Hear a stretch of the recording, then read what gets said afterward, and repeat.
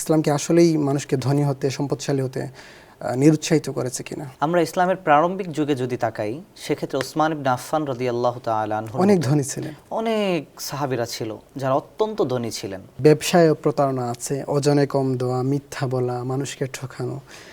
এদের ক্ষেত্রে বিধান আসলে কি? ব্যবসা আল্লাহ রাব্বুল আলামিন হালাল করেছেন। এখন সব ব্যবসায় যে হালাল বিষয়টা এমন না। ইসলামে সুদকে এত কঠিনভাবে নিষিদ্ধ করার মূল কারণ আসলে কি?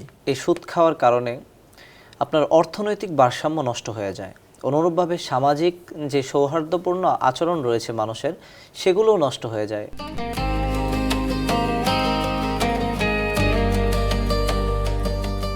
আসসালামু আলাইকুম প্রিয় দর্শক, কালবেলার নিয়মিত আয়োজন ইসলামের বেলায় আপনাদের স্বাগত। আজ আমরা আলোচনা করব একজন মুসলিম কতটা সম্পদ অর্জন করতে পারেন এবং হালাল উপার্জনের গুরুত্ব কী। ইসলামের বেলার আজকের পর্বের আলোচক ইসলামী বক্তা ও শরিয়াহ কনসালটেন্ট মুফতি মিশকাতুল ইসলাম। সঙ্গে আছি আমি আবু তালহা রায়হান। মুহতারাম, কেমন আছেন? আলহামদুলিল্লাহ। শুরুতেই আমরা আপনার কাছে জানতে চাই, আমরা যখন সম্পদ নিয়ে, উপার্জন নিয়ে আলোচনা করি, তখন একটি মৌলিক প্রশ্ন চলে আসে যে একজন মানুষের জন্য, বিশেষ করে একজন মুসলিমের জন্য, টাকাই কি জীবনের মূল উদ্দেশ্য নাকি একটি জীবন চলার একটি মাধ্যম? তো আপনার প্রশ্নের গুরুত্ব বিবেচনায় সর্বপ্রথম আমি যে জিনিসটি বলতে চাই সেটি হলো, money is never the ultimate purpose of human life. অর্থাৎ মানুষের জীবনে টাকা উদ্দেশ্য না, বরং টাকা হলো একটি মাধ্যম, চলার মাধ্যম। তো সেই জিনিসটি আরও পরিষ্কারভাবে, আরও গোছালোভাবে যদি বলতে চাই, তার আগে আমি কোরআনে কারিমের একটি আয়াতকে স্মরণ করতে চাই। আল্লাহ পাক রব্বুল আলামিন বলেন, ওয়ামা খালাকতুল জিন্না ওয়াল ইনসা ইল্লা লিয়াবুদুন, যে আমি মানুষ এবং জিনকে সৃষ্টি করেছি কেবলমাত্র আমার ইবাদত করবে, অনলি আমার ইবাদত করার জন্য। আল্লাহ রব্বুল আলামিন বলেন যে তার ইবাদত করার জন্যই কেবলমাত্র মানুষকে তিনি সৃষ্টি করেছেন।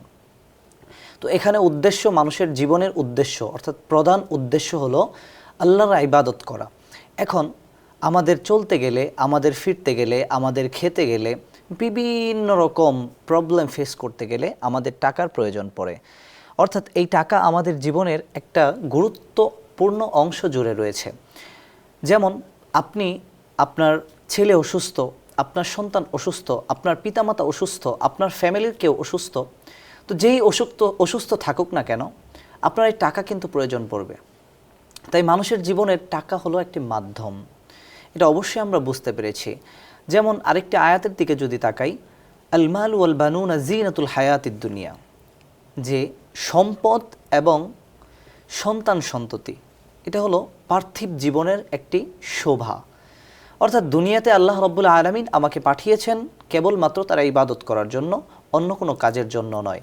সেই কাজ করার ক্ষেত্রে আল্লাহ রাব্বুল আলামিন আমাকে এই টাকাটাকে মাধ্যম হিসেবে ব্যবহার করতে বলেছেন, যেন এই টাকাটাকে আমি আল্লাহর ইবাদত করতে গেলে আমার খাওয়ার প্রয়োজন পড়বে। আমি যখন নামাজ পড়তে যাব, আমি 5 ওয়াক্ত নামাজ পড়তে গিয়ে আমি ক্লান্ত হয়ে যাব, আমি ক্ষুধার্ত হব, তখন খাওয়ার জন্য আমার টাকার প্রয়োজন পড়বে।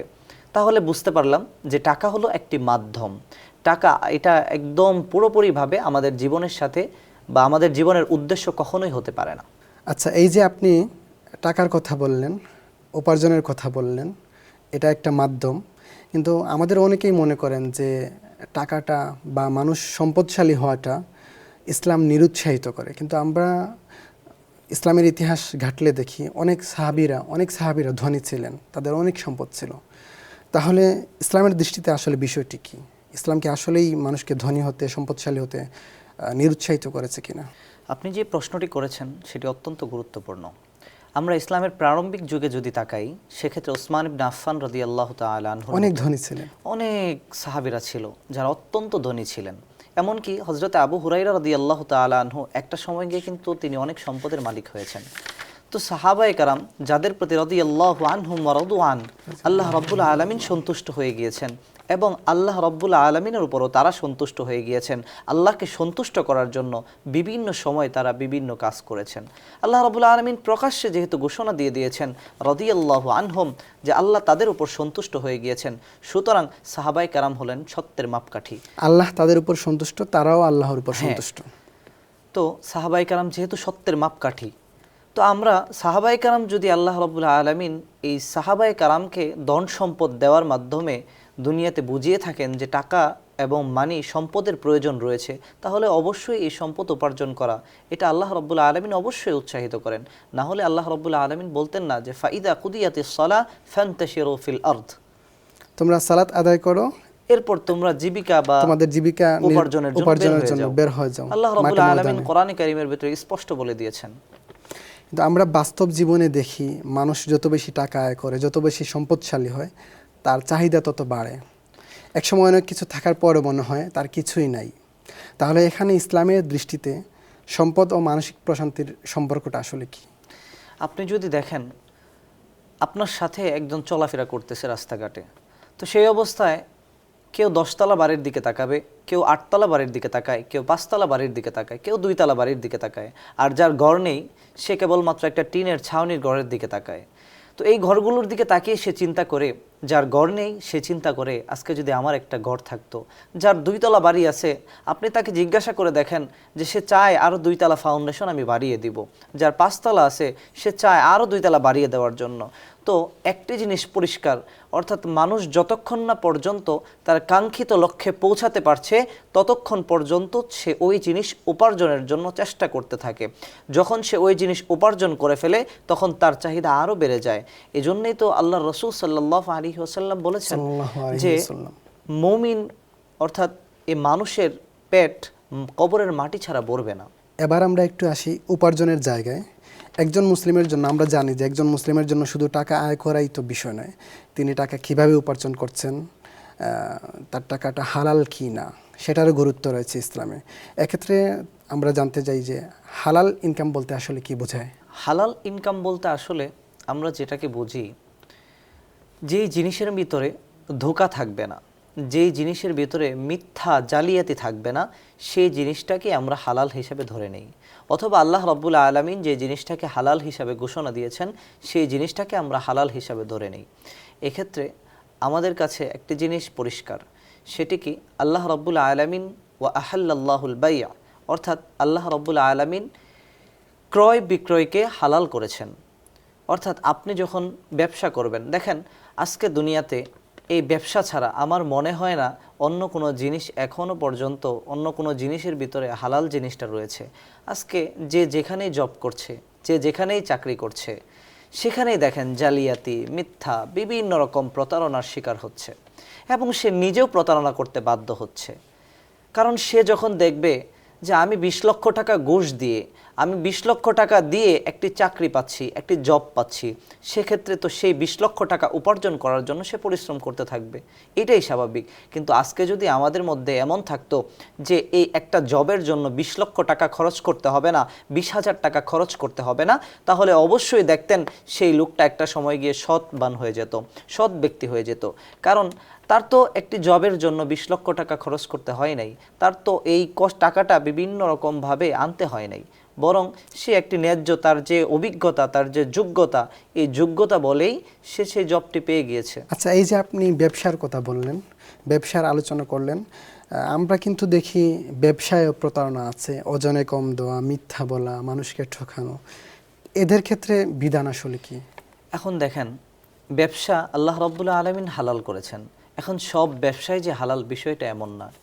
আরেকটি জিনিস, সেটি হলো আল্লাহ রাব্বুল আলামিন ওয়া হাররামার রিবা, সুদকে হারাম করেছেন। তো শুধু সুদকে হারাম করেছেন আর ব্যবসাকে হালাল করেছেন, বিষয়টি আসলে এমন নয়।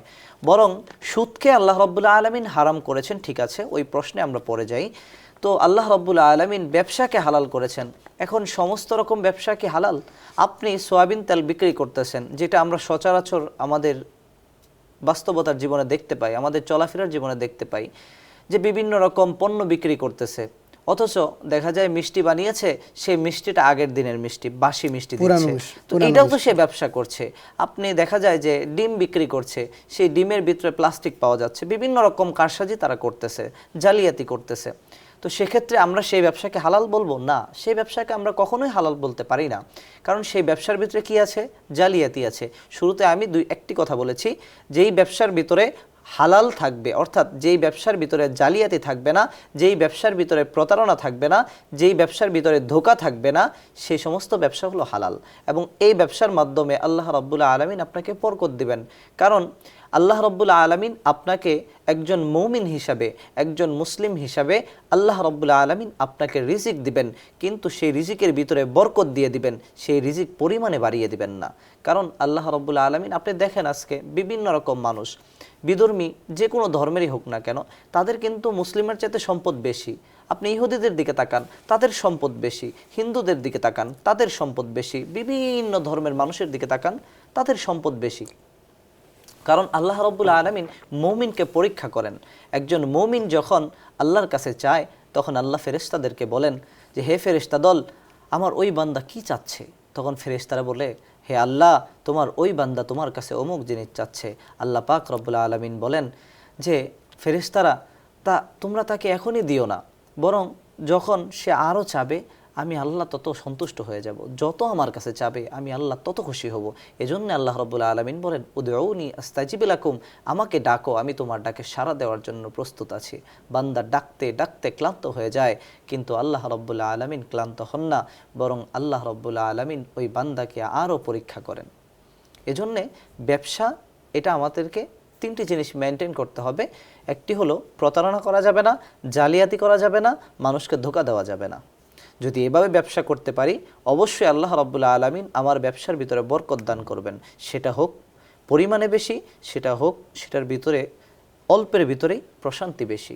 আচ্ছা, এই যে আপনি বললেন আল্লাহ সুদকে হারাম করেছেন, নিষিদ্ধ করেছেন আমাদের জন্য, আর ব্যবসাকে হালাল করেছেন, তো ইসলামে সুদকে এত কঠিনভাবে নিষিদ্ধ করার মূল কারণ আসলে কি? আসলে দেখেন, যারা সুদ খাবে, এই সুদ খাওয়ার কারণে আপনার অর্থনৈতিক ভারসাম্য নষ্ট হয়ে যায়। অনুরূপভাবে সামাজিক যে সৌহার্দ্যপূর্ণ আচরণ রয়েছে মানুষের, সেগুলোও নষ্ট হয়ে যায়। অনুরূপভাবে মুদ্রাস্ফীতিও হয়ে যায়। বা আমরা দেখতে পাই অর্থের যে সমস্যাগুলো হয়, এগুলো কিন্তু ঋণের কারণে, সুদের কারণে তাদের আর্থিক যে ক্ষতি হয়, সেই ক্ষতির কারণেই আসলে এগুলো হয়ে থাকে। তো আমরা দেখেন, আমরা বিদেশ থেকে আমরা লোন নেই। এই লোন নেওয়ার কারণে আমরা পদ্মা সেতু বানিয়েছি, আমরা বিভিন্ন রকম জিনিস বানিয়েছি। কিভাবে? লোন নিয়ে। এই লোনের কিস্তি পরিশোধ করার জন্য আমাদের এখনও পর্যন্ত, আমাদের মনে হয় জনপ্রতি এখনও লাখ টাকার উপরে ঋণ হয়ে গিয়েছে আমাদের বাংলাদেশে। কারণ কি? কারণ আমরা লোন নিয়েছি বিদেশ থেকে, বিভিন্ন বিশ্ব ব্যাংক থেকে, ওয়ার্ল্ড ব্যাংক থেকে লোন নিয়েছি।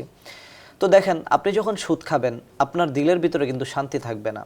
আপনি যখন সুদ খাবেন, আপনার দিলের ভিতরে শান্তি তো থাকবেই না, বরং আপনার সংসারে অশান্তি থাকবে। অনুরূপভাবে আপনি যখন সুদ দিবেন, তখনও আপনার দিলে শান্তি থাকবে না। আপনার মনে হবে যে আমার টাকা চলে যাচ্ছে, অথচ এই টাকার প্রতি মায়া, এগুলো আমাদেরকে ত্যাগ করতে হবে। কারণ ওয়ামা হাদিহিল হায়াতুদ দুনিয়া ইল্লা লাহবু ওয়া লাইব, যে এই পার্থিব জীবন কেবলমাত্র ইল্লা লাহবু ওয়া লাইব, খেলনার বস্তু মাত্র, ধুলাময় জিনিস মাত্র। সুতরাং আমাদেরকে অবশ্যই এই সুদ থেকে বিরত থাকতে হবে। তা না হলে দিলের ভিতরে শান্তি পাবো না, আমাদের পরিবারেও শান্তি আসবে না, আমরা কোনো জায়গায় মনের ভিতরে প্রশান্তি অনুভব করতে পারবো না। অনেক সময় মানুষের জীবনে এমন পরিস্থিতি আসে যখন তার প্রয়োজন মেটাতে ঋণ নিতে হয়। কিন্তু একজন মুসলিমের জন্য একটা প্রশ্ন, তার একটা জানার বিষয় যে ঋণ নেওয়ার ক্ষেত্রে ইসলামের কোনো শর্ত আছে কি না, কিংবা জীবনের কোন মুহূর্তে সে ঋণ নেবে, আর এই ঋণটা কখন একজন মুসলিমের জন্য বা একজন মানুষের জন্য বিপজ্জনক হয়ে উঠতে পারে। তো দেখেন, আসলে মানুষে অনেক সময় প্রয়োজনের কারণে ঋণ নিয়ে থাকে। তো এক্ষেত্রে বাংলাদেশ, আপনি যদি বাংলাদেশের দিকে তাকান, বাংলাদেশ এখন অনেক স্টেবল বা ভারসাম্যপূর্ণ একটি দেশ। এই দেশে ইসলামিক শরিয়া অনুযায়ী অনেক কিছু চালু রয়েছে। তো আপনি সুদ থেকে বাঁচতে হবে। আপনি যত বিপদেই পড়েন না কেন, আপনি যত বড় বিপদের সম্মুখীনই হন না কেন, আপনাকে অবশ্যই সুদ থেকে বেঁচে থাকতে হবে। কারণ যেহেতু আল্লাহ রাব্বুল আলামিন সুদকে নিষেধ করে দিয়েছেন, আর আল্লাহ যেটাকে নিষেধ করে দিয়েছেন, যত প্রয়োজনই হোক না কেন, আমার সেদিকে যাওয়া যাবে না। আর আল্লাহ রাব্বুল আলামিন অবশ্যই আমার ব্যাপারে আমার চাইতে ভালো জানেন। সুতরাং আমার যদি সুদের প্রয়োজন হতো, অবশ্যই আল্লাহ এটাকে হালাল করে দিতেন। যেহেতু হারাম করেছেন, সুতরাং এটার ভিতরে আমার কোনো কল্যাণ নেই। আর আমার প্রয়োজনের কারণে যদি আমাকে ঋণ নিতে হয়, বাংলাদেশে বিভিন্ন রকম অর্থনৈতিক জিনিস রয়েছে বা অর্থনৈতিক স্থান রয়েছে, সেখান থেকে আমি ঋণ নিব যেখানে মুদারাবা বা মুশারাকা সিস্টেম চালু রয়েছে। অর্থাৎ মুদারাবা মুশারাকার সিস্টেমটা, এটা ইসলামী শরিয়ার একটি নীতি, মূলনীতি। এভাবে আর কি পণ্যটা আপনি হালালভাবে গ্রহণ করতে পারবেন, ঋণটাকে হালালভাবে গ্রহণ করতে পারবেন। যেমন মুদারাবার ক্ষেত্রে আমরা যদি দেখি যে একজন মানুষ, সে শ্রম দিবে না, কিন্তু সে অর্থ ইনভেস্ট করবে। অনুরূপভাবে মুশারাকার দিকে যদি আমরা তাকাই, সেখানে আমরা দেখতে পাবো যে একজন মানুষ সে এখানে ইনভেস্টও করবে, আবার পাশাপাশি শ্রমও দিবে। আর দুইটার ক্ষেত্রেই এখানে পারিশ্রমিক থাকবে অবশ্যই, কিন্তু সেখানে যেই মুনাফাটা আসবে, যেই উপার্জনের যেই মুনাফাটা আসবে, সেটা দুজনের মধ্যে ভাগাভাগি হয়ে যাবে। তো এই ক্ষেত্রে মুদারাবা মুশারাকার সিস্টেমে অনেক প্রোগ্রাম বাংলাদেশে চালু রয়েছে, সেখান থেকে সে ঋণ নেওয়ার চেষ্টা করবে যাতে সুদের সম্মুখীন না হতে হয়। আল্লাহ রাব্বুল আলামিন বিকল্প ব্যবস্থা রেখেছেন, তাহলে আমি কেন সুদের দিকে যাব? আর অথবা চাইলে তার আত্মীয় স্বজন, বন্ধু বান্ধব, যে সম্পদশালী, যার টাকা আছে, তার কাছ থেকেও তো ঋণ নিতে পারে। জি, সেক্ষেত্রে সে চাইলে ঋণ নিতে পারবে। কিন্তু বাংলাদেশে এমন একটা দেশ যে আপনি যদি তাকান, পরিবারকে সাপোর্ট দিতে চায় না, আত্মীয় স্বজন তো নাই, বরং পরিবারকেও সাপোর্ট দিতে চায় না। বাংলাদেশের অবস্থা হলো এখন এমন যে আপনি ঋণ তো দূরের কথা, আপনি যখন টাকা চাওয়ার উপক্রম হবে, আপনি যখন টাকা চাওয়ার মতো একটা পরিস্থিতি হবে, দেখবেন সে আগেই বলে দেবে যে আমার কাছে কিন্তু কিছু নাই, আমার কাছে চাইও না তুমি। এ বিষয়ে আমার সঙ্গে আলাপ করার দরকার নাই বা আমার কাছে নাই।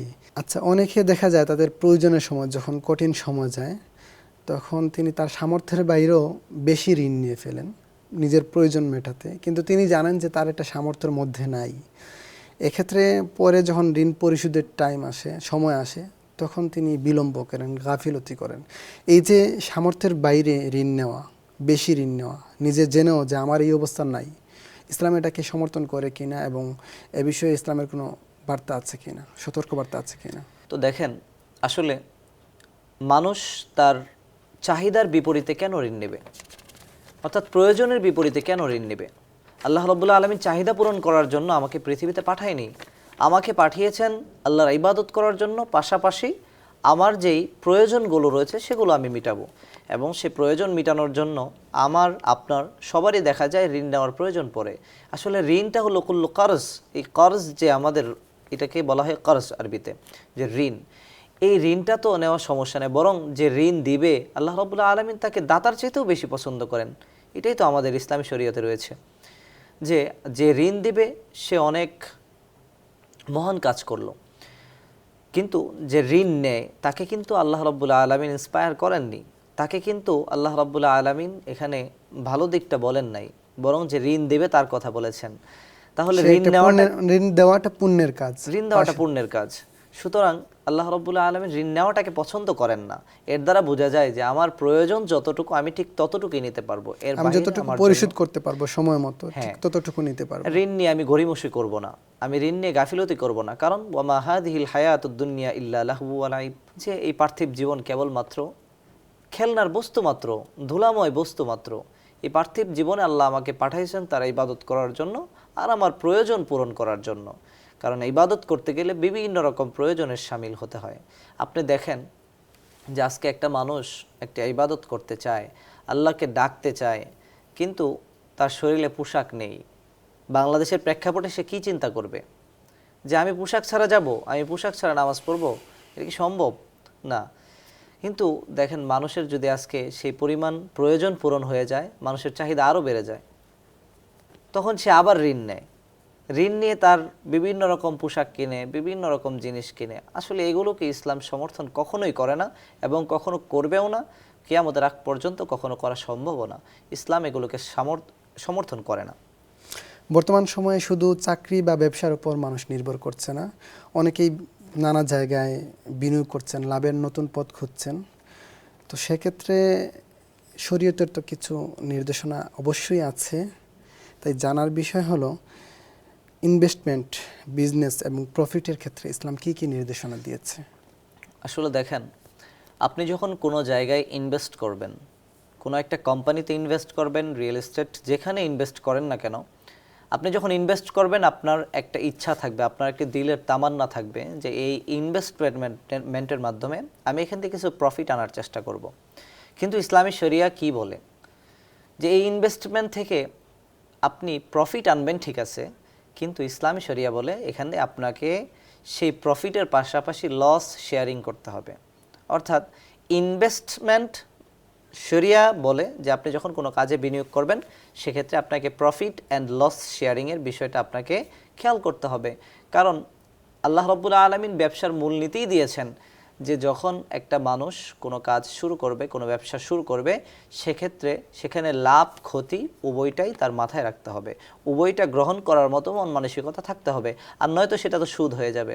কারণ আপনি যখন একটা ব্যবসায় ইনভেস্ট করবেন, সেখানে আপনি যদি প্রফিট নেন কিন্তু সেখানে সেটা লস গ্রহণ করতে না চান, সেক্ষেত্রে সেটা তো হালাল হওয়ার সম্ভাবনা নেই, তখন সেটা সুদে পরিণত হয়ে যাবে। আচ্ছা, আপনি এই যে লাভ ক্ষতির কথা বললেন, এখন শুধু লাভ বেশি হলেই কি কোনো বিনিয়োগ ভালো বিনিয়োগ হিসেবে বিবেচ্য হবে, নাকি লাভের পাশাপাশি বিনিয়োগের পদ্ধতি এবং খাত ও শরীয়ত সম্মত হওয়া জরুরি?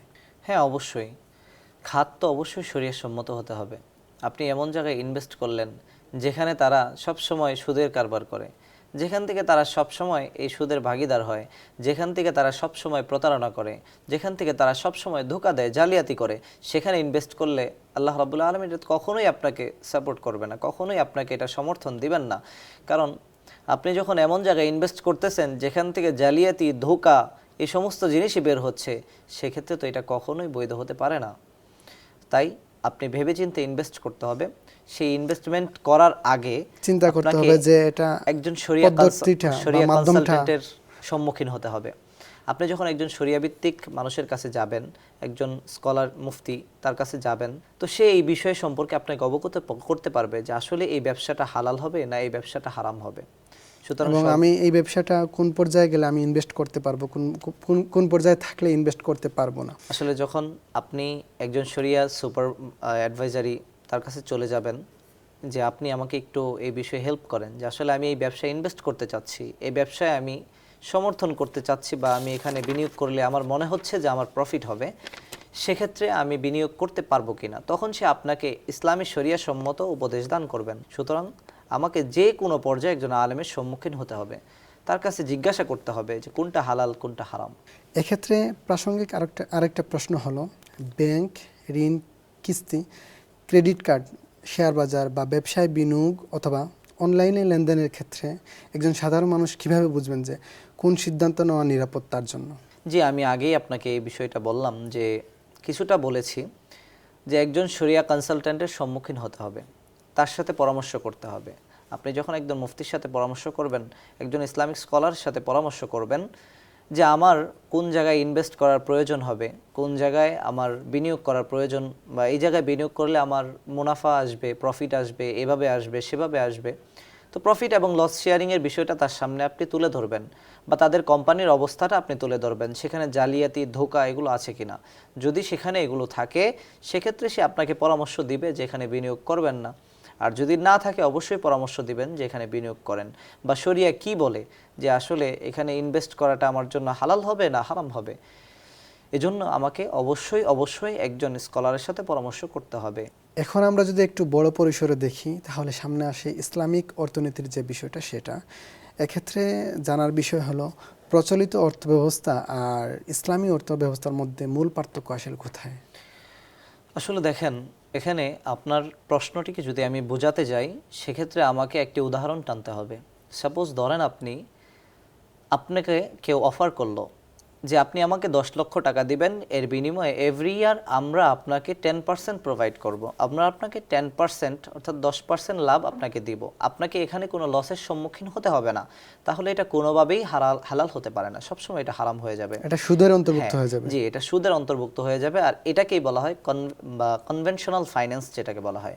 আর ইসলামিক ফাইন্যান্সে কি বলে, ইসলামী অর্থনীতিতে বলে যে আপনি যখন আমাকে 10 লক্ষ টাকা দিবেন, আমাকে 1 লক্ষ টাকা দিবেন, সেক্ষেত্রে আমরা আপনাকে এভরি ইয়ার একটা অ্যামাউন্ট প্রোভাইড করব, এবং সাথে সাথে লাভ ক্ষতি দুটোই, ক্ষতিও লস যেটা সেটা বহন করতে হবে। লস শেয়ারিং, অর্থাৎ আপনাকে লাভ ক্ষতি দুইটাকেই মেনে নিতে হবে। সেক্ষেত্রে এটা বৈধ হতে পারে, এখানে কোনো সমস্যা নেই।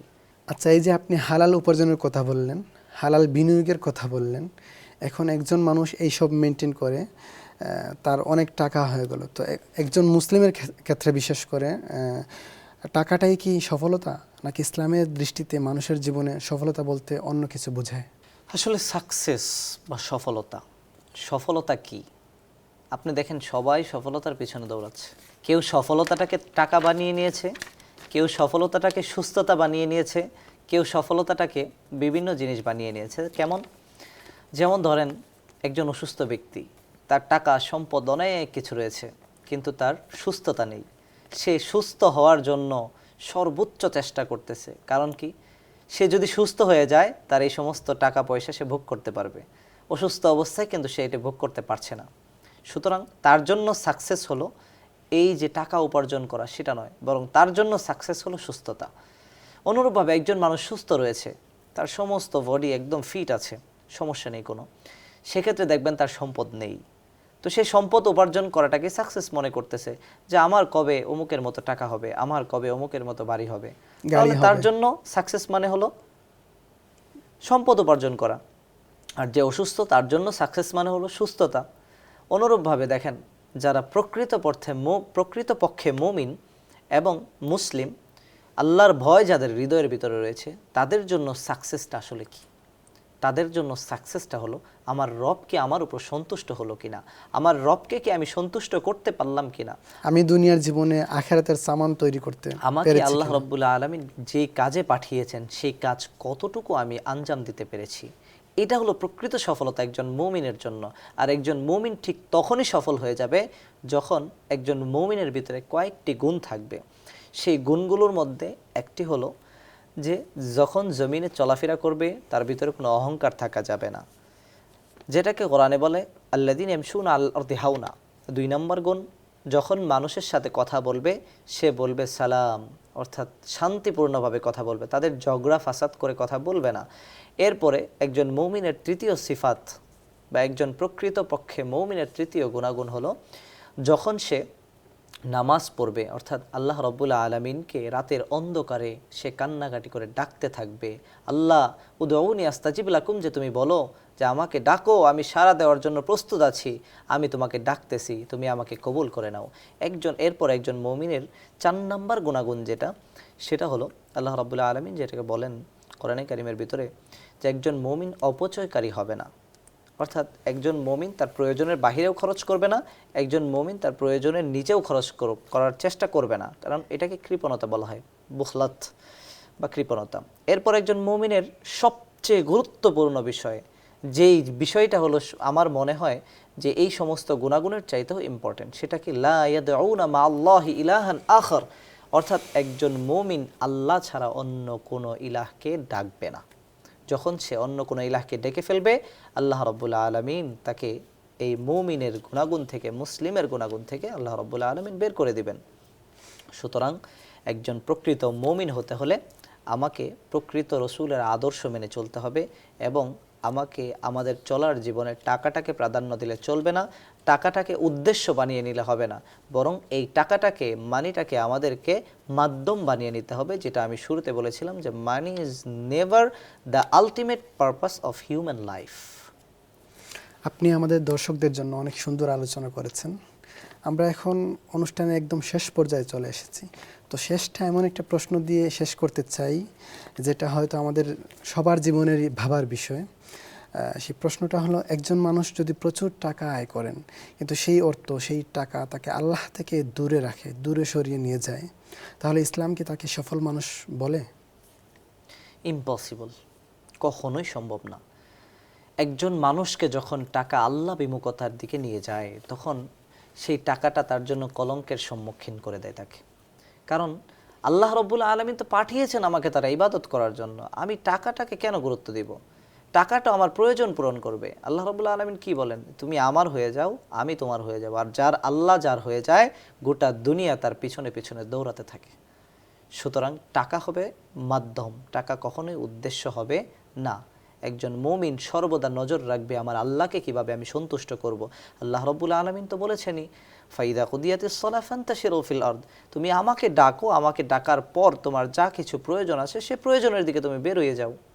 আল্লাহ রাব্বুল আলামিন সব কিছু করতে বলেছেন, কিন্তু সেটা কেবলমাত্র প্রয়োজনের জন্য, কিন্তু উদ্দেশ্য হবে এক আল্লাহকে ডাকা, আল্লাহর সন্তুষ্টি, এক আল্লাহর সন্তুষ্টি। আখিরাতের সামান তৈরি করা। কিভাবে মানুষকে দ্বীনের দিকে আনা যায়, কিভাবে মানুষকে আল্লাহর দিকে আনা যায়।